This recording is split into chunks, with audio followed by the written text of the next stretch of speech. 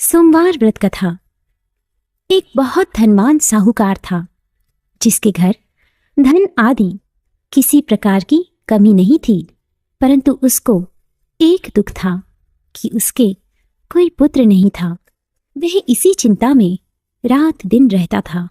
वह पुत्र की कामना के लिए प्रति सोमवार को शिवजी का व्रत और पूजन किया करता था तथा सायंकाल को शिव मंदिर में जाकर शिवजी के श्री विग्रह के सामने दीपक जलाया करता था।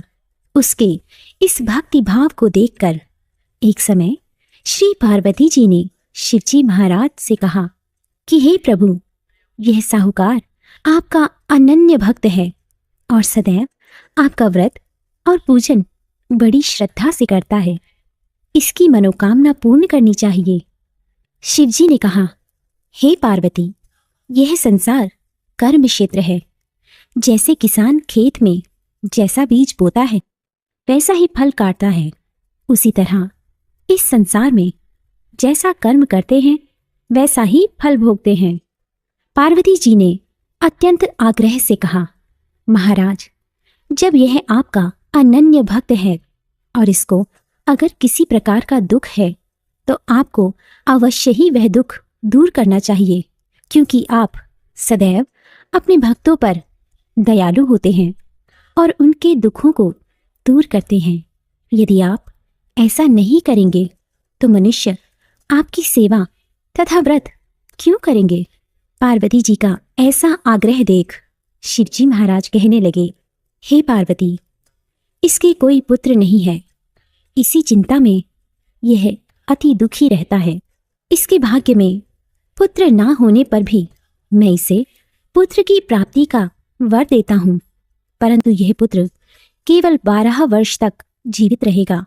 इसके पश्चात वह मृत्यु को प्राप्त हो जाएगा। इससे अधिक मैं और कुछ इसके लिए नहीं कर सकता। ये सब बातें साहूकार सुन रहा था। इससे उसको न कुछ प्रसन्नता हुई और न ही कुछ दुख। वह पहले जैसे ही शिवजी महाराज का व्रत और पूजन करता रहा। कुछ काल व्यतीत हो जाने पर साहूकार की स्त्री गर्भवती हुई और 10वें महीने में उसके गर्भ से अति सुंदर पुत्र की प्राप्ति हुई। साहूकार के घर में बड़ी खुशी मनाई गई, परंतु साहूकार ने उसकी केवल 12 वर्ष की आयु जानकर कोई अधिक प्रसन्नता प्रकट नहीं की और ना ही किसी को यह भेद बताया। जब वह बालक 11 वर्ष का हो गया तो उस बालक की माता ने उसके पिता से विवाह आदि के लिए कहा। तब वह साहूकार कहने लगा कि अभी मैं इसका विवाह नहीं करूंगा, अपने पुत्र को काशी जी पढ़ने के लिए भेजूंगा। फिर साहूकार ने अपने साले अर्थात बालक के मामा को बुलाकर उसको बहुत सा धन देकर कहा, तुम इस बालक को काशी जी पढ़ने के लिए लेकर जाओ और रास्ते में जिस स्थान पर भी जाओ यज्ञ करते और ब्राह्मणों को भोजन कराते जाओ। वह दोनों मामा भांजे यज्ञ करते और ब्राह्मणों को भोजन कराते जा रहे थे। रास्ते में उनको एक शहर पड़ा। उस शहर में राजा की कन्या का विवाह था और दूसरे राजा का लड़का जो विवाह कराने के लिए बारात लेकर आया था वह एक आंख से काना था।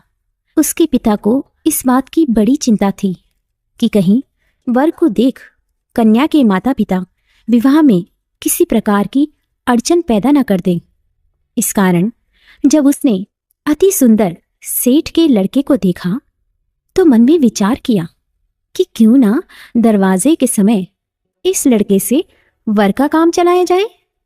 ऐसा विचार कर वर के पिता ने उस लड़के और मामा से बात की तो वे राजी हो गए। फिर उस लड़के को वर के कपड़े पहनाकर तथा घोड़ी पर चढ़ा दरवाजे पर ले गए और सब कार्य प्रसन्नता से पूर्ण हो गया। फिर वर के पिता ने सोचा कि यदि विवाह कार्य भी इसी लड़के से करा लिया जाए तो क्या बुराई है। ऐसा विचार कर लड़के और उसके मामा से कहा, यदि आप फेरों और कन्यादान के काम को भी करा दें तो आपकी बड़ी कृपा होगी और मैं इसके बदले में आपको बहुत कुछ धन दूंगा। तो उन्होंने स्वीकार कर लिया और विवाह कार्य भी बहुत अच्छी तरह से संपन्न हो गया। परंतु जिस समय लड़का जाने लगा तो उसने राजकुमारी की चुंदड़ी के पल्ले पर लिख दिया कि तेरा विवाह तो मेरे साथ हुआ है, परंतु जिस राजकुमार के साथ तुझको भेजेंगे वह एक आंख से काना है और मैं काशी जी पढ़ने जा रहा हूँ। लड़की के जाने के पश्चात उस राजकुमारी ने जब अपनी चुंदड़ी पर ऐसा लिखा हुआ पाया तो उसने राजकुमार के साथ जाने से मना कर दिया और कहा कि यह मेरा पति नहीं है, मेरा विवाह इसके साथ नहीं हुआ है, वह तो काशी जी पढ़ने गया है। राजकुमारी के माता पिता ने अपनी कन्या को विदा नहीं किया और बारात वापस चली गई।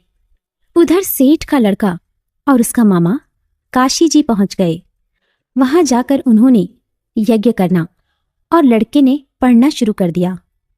जब लड़के की आयु 12 साल की हो गई, उस दिन उन्होंने यज्ञ रचा रखा था कि लड़के ने अपने मामा से कहा, मामा जी आज मेरी तबीयत कुछ ठीक नहीं है।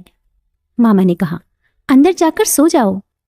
लड़का अंदर जाकर सो गया और थोड़ी देर में ही उसके प्राण निकल गए। जब उसके मामा ने देखा कि वह बालक मुर्दा पड़ा है तो उसको बहुत दुख हुआ और उसने सोचा कि अगर मैं अभी रोना पीटना मचा दूं तो यज्ञ का कार्य अधूरा रह जाएगा।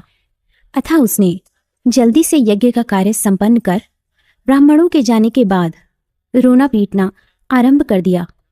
संयोगवश उसी समय शिव पार्वती जी उधर से जा रहे थे।